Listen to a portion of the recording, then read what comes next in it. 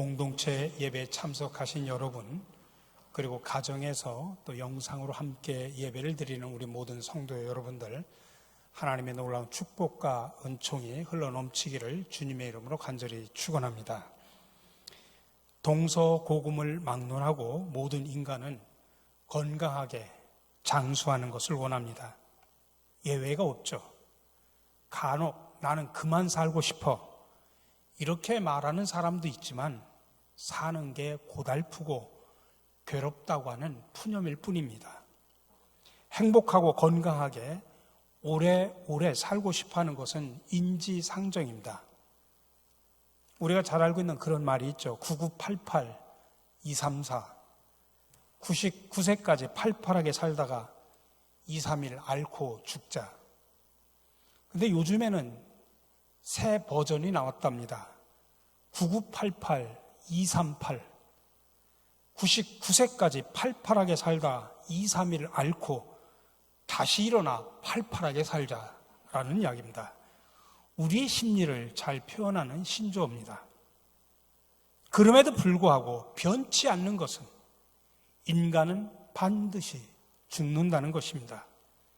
그래서 히브리서에서도 말합니다. 한 번 죽는 것은 사람에게 정해진 것이요 그 후에는 심판이 있으리니.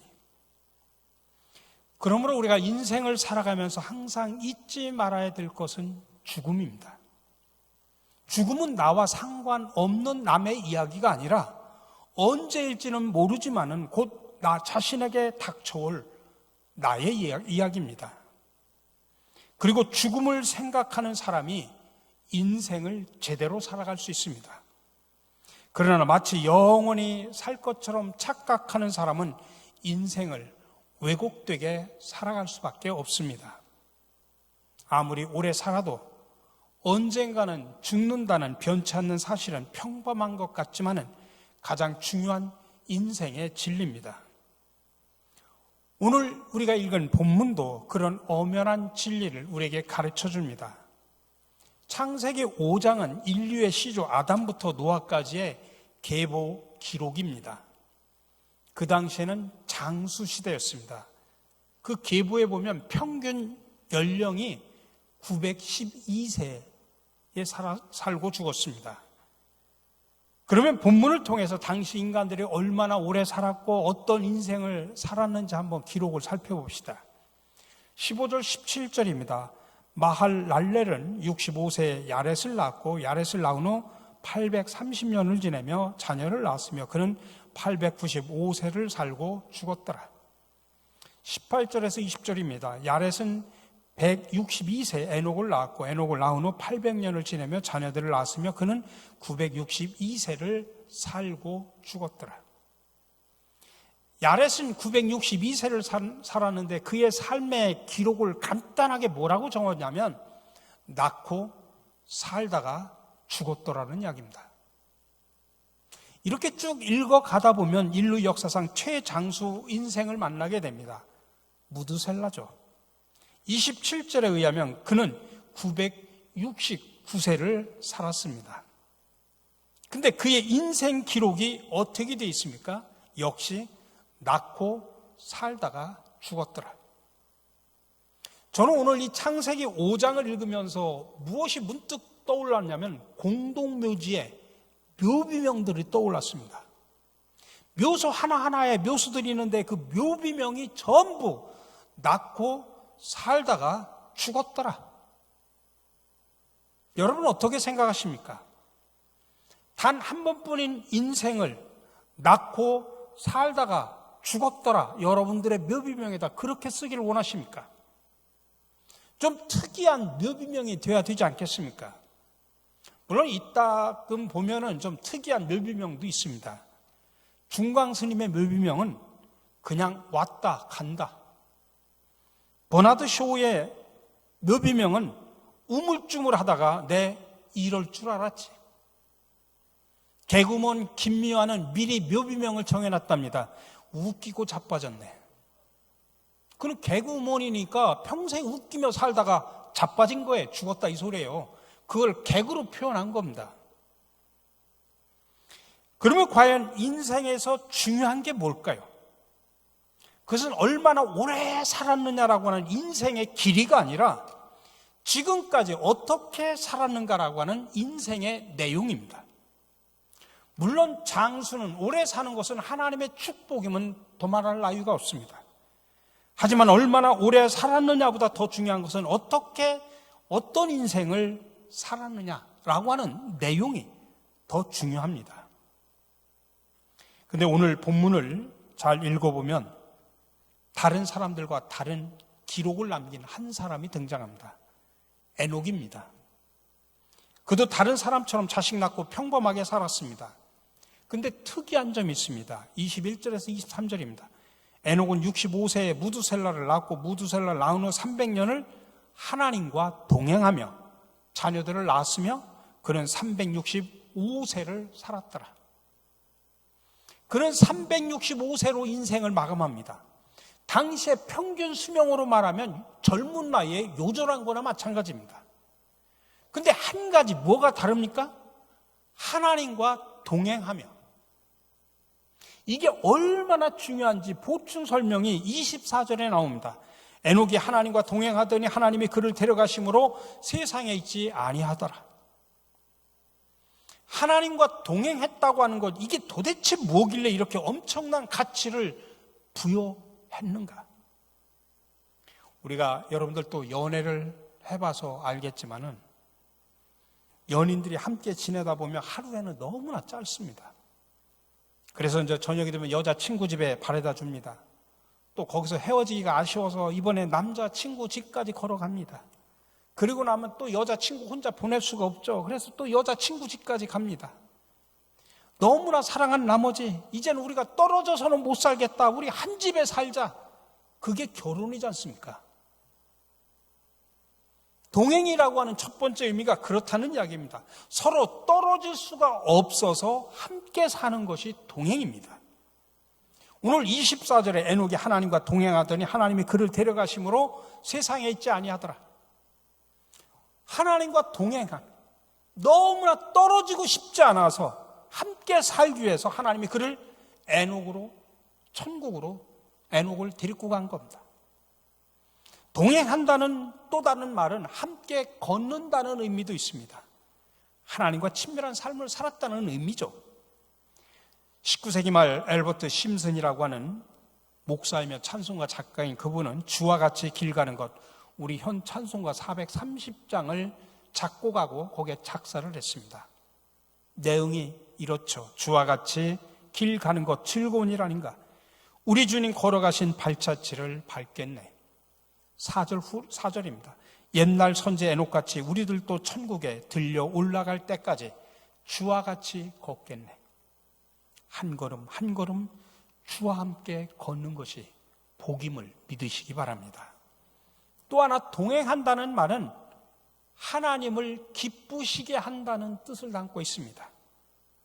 신약성경 히브리서에 보면 이 에녹의 인생을 이렇게 표현합니다. 믿음으로 에녹은 죽음을 보지 않고 옮겨졌으니 하나님이 그를 옮기심으로 다시 보이지 아니하였느니라. 그는 옮겨지기 전에 하나님을 기쁘시게 하는 자라 하는 증거를 받았느니라. 오늘 창세기 본문에 나오는 하나님과 동행했다는 말을 히브리서가 주석하면서 그렇게 해석을 한 겁니다. 하나님을 기쁘시게 하는 것, 그게 바로 동행이다, 이렇게 말하는 것입니다.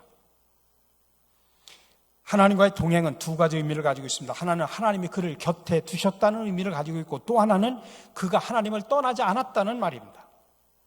곁에 두셨다는 말이 뭡니까? 내가 도망가지 않고 떠나지 않았다는 것입니다. 이렇게 동행하는 것만으로도 하나님은 너무나 기뻐하십니다. 그런데 이렇게 하나님과 함께 가면 하나님도 기뻐하시지만, 그러나 사실은 내가 더 기쁩니다. 내가 더 든든합니다. 내가 더 보람이 있습니다. 내가 더 축복을 받는 줄로 믿으시기 바랍니다. 우리가 흔히 신앙생활이라는 말을 많이 합니다. 저는 성도들하고 오랫동안 신앙생활하고 또 교육을 가르치면서도 느끼는 게 뭐냐면, 진지한 신앙생활을 위해서는 두 가지 요소가 필요합니다. 하나는 처음 예수 믿고 나서는 구원의 확신이 있어야 됩니다. 그러고 나서 시간이 지날수록은 신앙이 성숙해 가야 됩니다. 구원의 확신과 신앙의 성숙. 근데 오늘날 교회 다니면서도 여전히 구원의 확신을 갖지 못한 교인들이 얼마나 많은지 모릅니다. 그런 사람들을 명목상의 그리스도인이라고 표현합니다. 교회 출석도 열심히 잘합니다. 헌금 생활도 잘하고 전도, 선교 게을르지 않고 교회 봉사활동도 열심히 합니다. 하지만 감리교 창시자인 존 웨슬리는 이런 사람들을 일명 명목상의 그리스도인이라고 표현했습니다. 명목상이라고 하는 영어가 almost, 거의, 대체로 그런 뜻입니다. 그렇게 보면 꽤 긍정적인 평가로 들리지만은 바로 명목상의 그리스도인은 거의 그리스도인이지 진정한 그리스도인은 아니라는 뜻입니다. 근데 이런 명목상의 그리스도인들의 실존적인 고민은 뭐냐면 그들이 교회는 나오면서도 아직도 하나님을 내가 만났다라고 하는 간증을 할 수 없다는 이야기입니다. 여러분 자신 있게 나와서 난 하나님 이렇게 만났습니다 하면서 여러분들 간증하실 분들 몇 분 계십니까? 이 자리에. 이런 사람들의 필연적인 다음 결과가 뭐냐면 교회 나온 세월은 오래되고 소위 교회에 적응하는 기술도 늘고 또 교회 직분까지도 받았어도 본질적인 내면의 신앙은 전혀 성숙하지 않고 그냥 제자리 걸음을 하는 겁니다. 그러면 신앙이 성숙하다라고 말할 때 신앙 성숙의 구체적인 증거가 뭘까요? 그게 바로 하나님과 동행하는 것입니다. 근데 여러분 솔직히 말해서 하나님을 만났다고 간증도 못하는 사람에게 하나님과 동행하기를 기대할 수 있겠습니까? 아니 만나야 동행을 하죠. 바울 사도는 어느 날 예수 믿는 사람들을 핍박하는 사명을 가지고 다메섹길을 가다가 예수님을 만납니다. 강렬한 하늘의 빛을 만나서 쓰러지는 순간 위로부터 들려오는 한 음성을 듣습니다. 사울아 사울아 네가 어찌하여 나를 핍박하느냐? 주여 니시오니까 나는 네가 핍박하는 나사렛 예수라. 그날 바울과 예수님의 분명한 만남이 이루어집니다. 그날부터 바울은 하나님과 동행하면서 평생 하나님을 증거하는 삶을 살았습니다. 근데 문제는 이렇게 바울처럼 뚜렷하게 하나님을 만나고 회심의 경험이 없는 사람들의 경우입니다. 대부분 어려서부터 신앙생활한 모태신앙들, 그런 사람들이 대부분 이런 부류의 사람들입니다. 이런 분들을 우리가 흔히 디모데형 그리스도인이라고 표현합니다. 그럼 이런 사람들에게는 기대할 수 있는 게 없을까?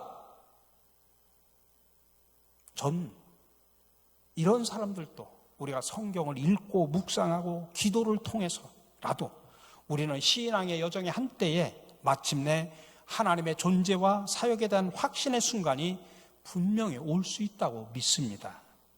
그때부터 그런 분들에게도 하나님과의 동행이 본격적으로 시작이 됩니다. 그때부터 영혼을 향한 하늘 내비게이션이 작동을 하게 됩니다. 그렇습니다. 신앙의 본질은 한마디로 말하면 하나님과 동행하는 삶입니다. 그러면 어떻게 하면서 동행을 한다는 이야기입니까? 한마디로 믿음과 소통입니다. 믿지 않고 동행할 수 없고 소통하지 않고 동행할 수 없습니다. 여러분 구약에 나오는 다윗을 한번 봅시다. 다윗이 저와 여러분보다 뛰어난 비교를 해봐도 그렇게 뛰어난 사람 아닙니다. 그도 죄를 많이 졌고 그도 약점이 많았던 사람입니다. 그렇게 인간적인 결함이 많았음에도 불구하고 하나님이 내 마음에 합한 사람이라고 그를 불렀어요. 그 이유가 뭘까요? 그것은 하나님의 뜻을 헤아리기 위해서 끊임없는 소통의 노력 때문에 가능했던 것입니다. 사무엘상 23장에 보면 블레셋 사람들이 그일라라고 하는 마을을 점령을 해 들어오자 다윗이 보인 반응이 뭔지 아십니까? 사무엘상 23장 2절에 이렇게 말합니다. 다윗이 여호와께 묻자와 이르되 내가 가서 이 블레셋 사람들을 치리까? 또 23장 4절에 다시 이렇게 기록합니다. 다윗이 여호와께 다시 묻자온대. 이토록 집요하게 다윗은 하나님의 뜻이 무언가를 계속 소통하려고 하나님의 뜻을 물었습니다. 그런 다윗을, 하나님과 소통하고 싶어하는 그 다윗을 하나님이 왜 기뻐하시지 않겠습니까? 사랑하는 성도 여러분, 하나님을 신뢰하고 말씀과 기도로 하나님과 소통하는 저와 여러분들이 되시기를 간절히 축원합니다. 근데 우리는 에녹이 하나님과 동행하는 삶을 살았다고 해서 많은 사람들이 착각을 합니다. 무릉도원에다 수도원 짓고 거기서 하나님을 묵상하면서 산 사람이 아닐까? 요즘 말로 하면 에녹은 저 푸른 초원 위에 그림 같은 집을 짓고 거기서 산채 비빔밥을 먹고 조롱박으로 바위 틈에 흘러나오는 생수를 마시면서 하나님과 동행한 사람이 아닐까? 여러분, 아닙니다. 전혀 아닙니다. 반대로 에녹은 최악의 시대를 살아간 사람입니다. 그 시대를 창세기 4장 23절 이하에 보면 가인의 7대 손인 라멕이 살인, 살상을 예찬하고 하나님의 벌을 비웃는 사악한 모습이 나옵니다. 역사적으로 이 시대는 머지않아 노아의 홍수 심판이 내려질 바로 그 상황입니다.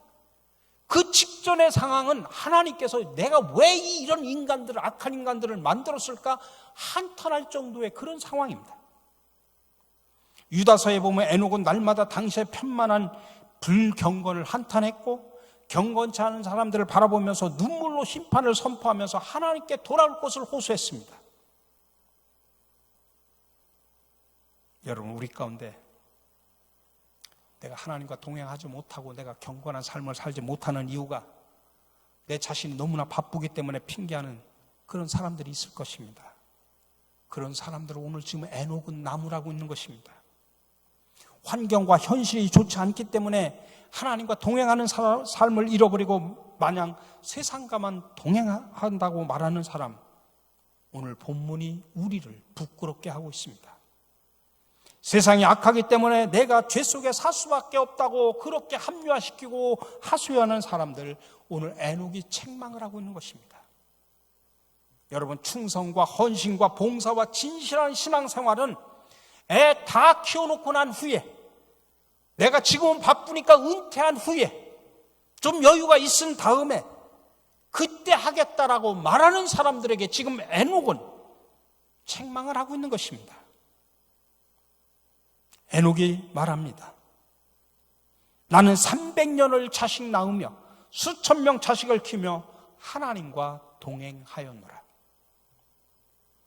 그러니 여러분, 지금 하셔야 됩니다. 지금 병이 들어도 병든 그 몸으로 하시기 바랍니다.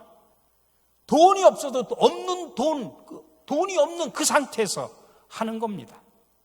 믿음이 연약해도 연약한 그 모습 그대로 하는 것입니다. 그게 바로 하나님과 동행하는 것입니다.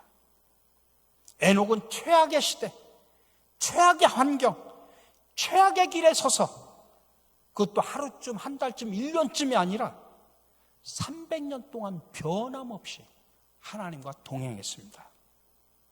아니, 에녹이 300년 동안 살아가면서 문제와 갈등이 없었겠습니까?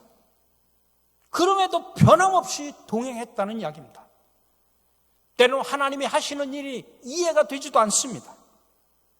때로는 많은 자식들 때문에 속상할 때도 있습니다. 괴로울 때도 얼마나 많았겠습니까? 근데 변함없이 동행했다는 이야기입니다. 여러분, 하나님 앞에서 변함이 없는 것, 그게 바로 하나님과 동행하는 것입니다. 교회에 충성을 하다 보면 정말 사람들 말 때문에, 누구 때문에 상처받고 아파하고 갈등을 합니다. 근데 교회 충성에 변함이 없는 것, 그게 바로 교회와 동행하는 것입니다. 에녹은 300년을 하나님과 동행했다. 우리가 교회 생활을 하다가, 신앙생활하다가, 교회를 섬기다가 지칠 때마다, 때로는 탈진이 올 때마다, 갈등이 있을 때마다 여러분 기억하시기 바랍니다. 에녹은 300년을 하나님과 동행했다. 오늘 마지막으로 이 본문을 읽어가다 보면 우리의 눈길을 머물게 하는 한 단어가 나옵니다. 22절입니다. 무두셀라를 낳은 후 300년을 하나님과 동행하며, 무두셀라를 낳은 후, 에녹이 무두셀라를 낳기 전까지 하나님과 동행했다는 기록은 없습니다. 그러면 무두셀라를 낳게 된 것이 하나님과 동행하게 되는 어떤 결정적인 계기가 되었다는 이야기입니다. 이것을 문자적으로만 해석하면 전혀 이 뜻을 알 수가 없습니다. 근데 고전어 연구가인 뉴벨이라고 하는 성경학자가 무두셀라라는 말의 뜻이 뭐냐면, 문자대로 하면 창을 던지는 사람이라는 뜻입니다. 창을 던지는 사람. 이 말이 무슨 이야기냐면, 마을과 마을 사이에 전투가 일어나면 이쪽 마을에서 저쪽 마을을 정복하기 위해서 쳐들어가면 제일 첫 번째 문제가 되는 게 뭐냐면, 그 마을 앞에 거대한 사람이 서가지고 창을 들고 있는 겁니다. 오면 그냥 창으로 던져버리겠다 라고 하는 것입니다. 그 창을 던지는 사람이 바로 무두셀라라는 것입니다. 그러므로 대적자들은 저 창을 던지는 저 무두셀라만 없다면 저 마을을 우리가 쉽게 점령할 수 있을 텐데, 그렇게 생각했을 것입니다. 이런 견해에 덧붙여서 무두셀라라는 이름을 언제나 이런 의미가 따라다니게 되었다는 이야기입니다. 그가 죽으면 심판이 온다. 그 마을에 무두셀라가 죽으면 그 마을은 우리한테 심판을 당하는 겁니다. 그가 죽을 때 그 일이 일어나리라. 그 말을 본문으로 들으면 뭐가 온다는 말일까요? 그가 죽으면, 무두셀라가 죽으면 홍수가 온다, 심판이 온다, 그 소리입니다. 하나님이 어느 날 사랑하는 에녹을 찾아왔습니다. 에녹아, 세상이 많이 타락했지. 그러니 내가 이 세상을 심판할 수밖에 없다. 네가 앞으로 자식을 낳게 될 텐데 그 자식의 이름을 무두셀라라고 이름을 지어라. 그리고 이 아들이 죽는 날 세상에 심판이 임할 것이다. 그러면 여러분, 인생에는 끝이 있구나. 역사에는 심판이 있구나. 이 진리를 깨닫는 데서부터 모든 생활이 달라지기 시작을 합니다. 그것은 오늘도 마찬가지입니다. 개인이나 역사나 끝이 있음을 민감하게 느끼고 살 때 우리의 삶에는 엄청난 변화가 올 수밖에 없습니다. 여러분 기억하십시오.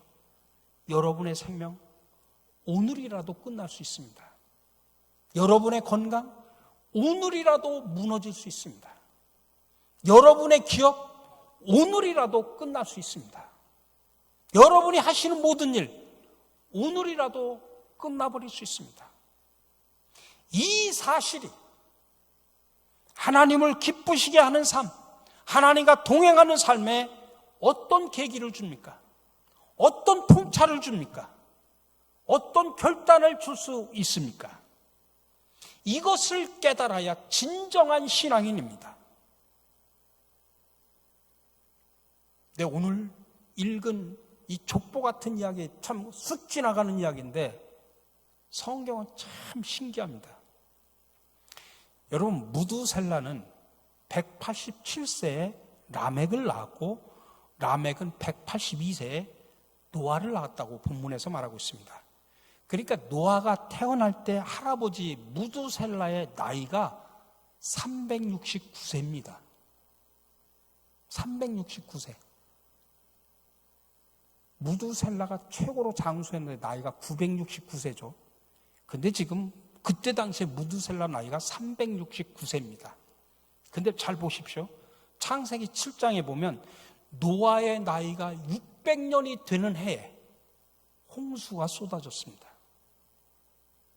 600년이 되는 해에 600에다가 369를 더해 보십시오. 969입니다. 다시 말하면 무두셀라의 나이 969세로 무두셀라가 죽자 홍수 심판이 왔다 이 소리입니다. 무두셀라는 성경에서 가장 오래 산 사람입니다. 근데 무두셀라가 장수한 이유가 있어요. 무드셀라가 죽으면 심판이 온단 말이에요. 근데 하나님께서 600년을 참으셨어요. 오랜 기간 참으셨어요. 여러분 기억하십시오. 우리가 살아가면서 엄청난 죄를 짓고 내가 나쁜 짓을 하면 살아계신 하나님이 내가 죄를 질 때마다 벼락을 때리고 뭐 교통사고를 나게 하고 막 그래가지고 죽여버릴 수 있어요. 전능하신 하나님이니까. 그렇다고 하면 그때마다 하나님께서 처리해버리면 이 자리에 남아있을 사람 한 사람도 없습니다. 다 죽었어요. 안 죽을 사람이 누가 있습니까? 저도 죽었을 거예요. 근데 그런 개인을 향한 심판, 또 악한 리더, 지도자가 나라를 독재를 하는데도, 그래서 옛날에 하나님 살아계시면 왜 이 역사에 임재해서 왜 저 악한 독재자를 물리치지 않습니까? 그렇게 하소연할 때도 있었습니다. 왜 그렇게 개인의 심판이든 역사의 심판이 더딜까요? 왜 그렇게 오래 걸릴까요? 그 자리에서 바로바로 해결해 주시지. 여러분 성경에서 그 답을 이야기를 하고 있습니다. 베드로후서 3장 9절에서 정확하게 답을 이야기합니다.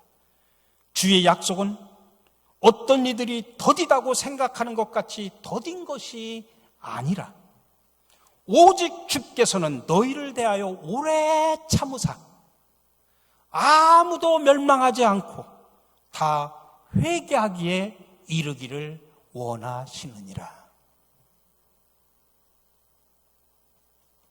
이미 죽었어야 될 저와 여러분들 심판받아서 하나님이 여기까지 참아주신 거예요. 나를, 여러분을. 왜 그런 줄 아십니까? 하나님이 여러분들을 치고 싶지 않아서가 아닙니다. 하나님이 참으신 겁니다. 여러분이 멸망당하는 걸 하나님이 원치 않으시기 때문에 하나님이 참으신 거예요. 그 참는 기간에 제발 좀 회개하라, 돌아와라. 그래서 죽이고 싶지 않고 살리고 싶어서, 죽음의 하나님이 아니라 생명의 하나님이기 때문에 참으신 겁니다.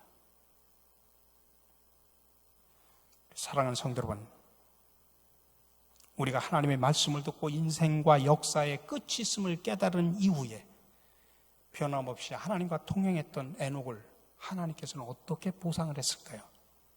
히브리서 11장 5절에 나옵니다. 에녹은 죽음을 보지 않고 옮겨졌으니 하나님이 그를 옮기심으로 다시 보이지 아니하였느니라.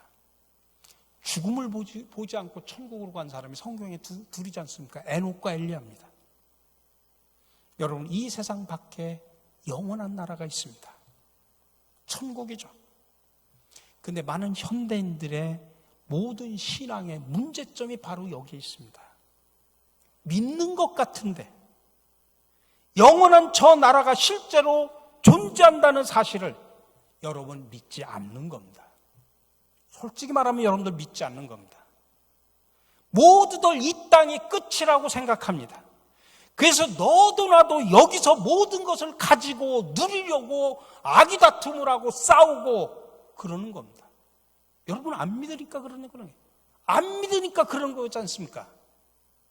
저 세상이 있다고 하면 여러분들 그렇게 이 세상에서 그렇게 사십니까? 믿는 것 같은데 솔직히 안 믿는 거예요. 그러니까 남을 짓밟고 내가 이겨야 되고 남을 깔아뭉개고 내가 얻어야 되고 그렇게 살아가고 있지 않습니까? 그러나 여러분 분명히 기억하십시오. 영원한 나라가 분명히 있음을 여러분 기억하시기를 바랍니다. 여러분 맛에는 세 가지가 있습니다. 하나는 물리적인 맛입니다.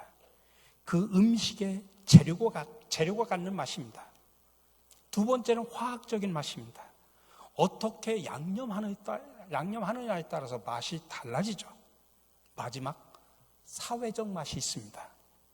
여기다 아무리 맛있는 음식을 갖다 놔도 요즘 사람들이 혼술을 하지 않습니까? 그게 아니라 누구하고 먹느냐에 따라서 맛이 달라지고 그 맛이 제일 중요하다 그 소리예요. 다시 말하면 좋은 사람과 함께 음식을 먹는 그 자체가 기쁨이라 이 소리예요. 우리 사랑하는 성도 여러분, 여러분 일생 동안 누구와 영원한 양식을 먹으면서 맛을 즐기겠습니까? 아니, 누구와 영원히 동행하시겠습니까?